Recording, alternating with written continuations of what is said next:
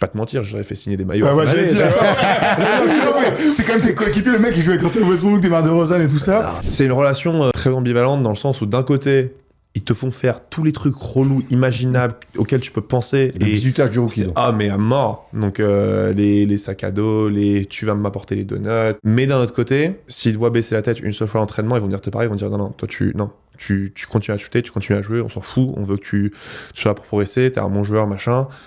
S'il y a les médias qui commencent un petit peu à rentrer dans ton oreille, etc., machin, eux, ils vont leur parler en disant non, on fait pas ça, en fait, nous, on est là pour les protéger.